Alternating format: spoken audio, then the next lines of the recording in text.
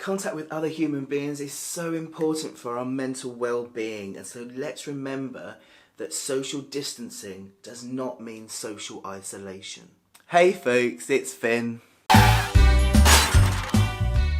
Welcome back, lovely people. Lovely to see you, and very big welcome to anyone who is new. So in today's video, I'm going to be talking about social distancing and what that means in terms of keeping ourselves safe around the coronavirus outbreak, and what this means for mental health and the ways we might look after ourselves whilst this is all happening. It's a stressful time. Before we get stuck in, if you are new around here, my name is Finn and I talk about mental health and LGBT lifestyle. If you like what you see here and you haven't already, it'd be great if you could subscribe and support the channel and tick that notification bell so you'll be first to know whenever I upload anything new. And let's get stuck in. So yesterday, our government here in the UK announced that it too is going to suggest social distancing. And what is social distancing? Social distancing is basically keeping a safe distance from other people. It's recognising that it is the elderly folk in our communities who are most at risk. Those with pre-existing health conditions are at risk. And so for people who are well, it's still important that we keep our distance so that we can stop the peak of this coronavirus before it overwhelms our National Health Service. So the government is now asking everybody, regardless of age, whether you're well or not well, to avoid contact with other people as much as humanly possible. And that is pretty scary. When I heard this on the news yesterday, I did have a little bit of a sob on Chris, because it all just feels really, really overwhelming. Now, I spoke in last week's video about the anxiety around the coronavirus and how my own anxiety has increased around it, and of course with these new measures put in place, it amplifies that anxiety because it just demonstrates just what a situation we're in.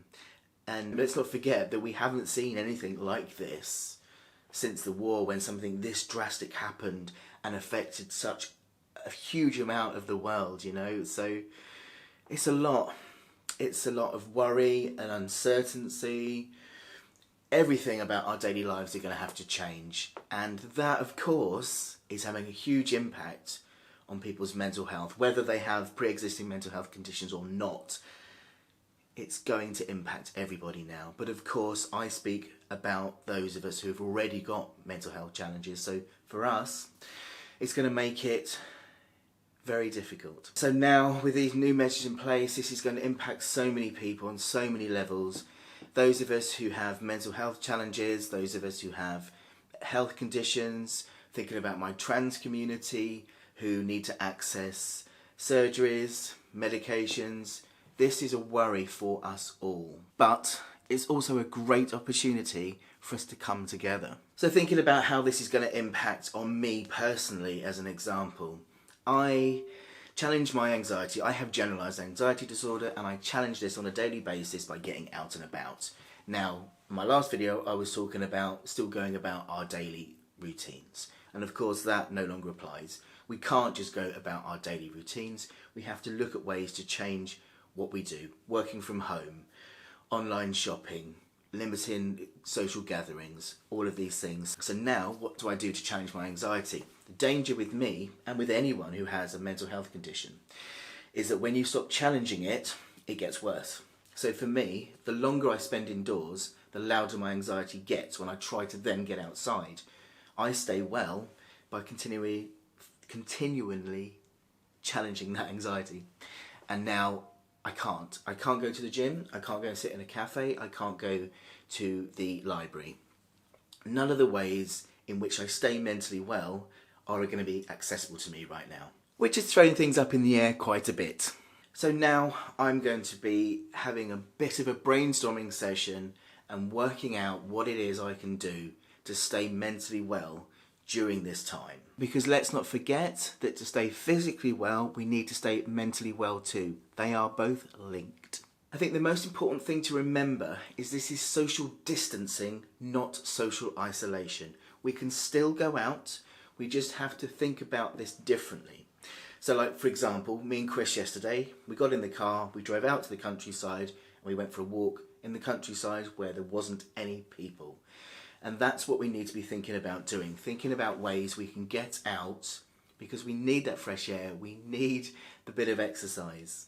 So finding ways you can do that safely and still keep at a distance to others. Distance, but not isolation. The other way, of course, is with social media, where we are so lucky in this generation that we're having this huge crisis when we do have so many resources available to keep us in touch with each other and to keep us safe. I have a lot of anxiety around using the phone, so that's going to be my new way of challenging my anxiety. I'm not challenging my anxiety by going outside, so now I'm going to challenge myself by using the phone, and I'm going to pick up the phone to more people and have conversations with people. But there's also video apps, and I think this is really important because human contact is so important, and missing even that tactile touch at the moment is going to really impact people. I'm someone who loves to hug, and that's not going to be able to happen now. So we need to be able to contact with each other as much as possible. So I think not just phone calls, but we need to be doing some video calls as well. And think about creative ways to do that. I'm thinking at the moment about having some coffee mornings with friends. So we dial in, perhaps Google Hangouts or something like that, where a few of us can get together in our own homes with a cup of coffee and then dial into each other and have a little chat. And making this fun, because that's the thing, we need to keep upbeat right now. One of my biggest concerns for myself and for other people who have mental health challenges, for the older generation, for people who aren't well, is being without support networks. And I'm really glad to see that lots of mental health charities are stepping up and looking at different ways to do that. I'm concerned because I'm a member of Alcoholics Anonymous. I go to meetings for support around being in recovery. I'm not going to be able to go to meetings. Now, there is an amazing online meeting app, and I will put a link to that below for anyone who's in recovery.